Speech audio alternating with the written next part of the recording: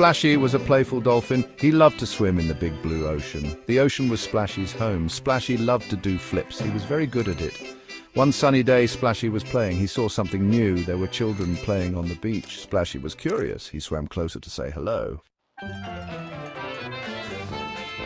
"Hello!" Splashy called out. The children stopped playing. They looked amazed. They had never seen a talking dolphin before. "Wow! A talking dolphin?" said a girl with a bright red bucket. "My name is Lily. What's your name?" "I'm Splashy," the dolphin replied. "Do you want to play with me?" The children were so excited they jumped and cheered. Splashy took the children on an underwater adventure. They held on to Splashy's fin. He swam fast. They saw a beautiful coral reef.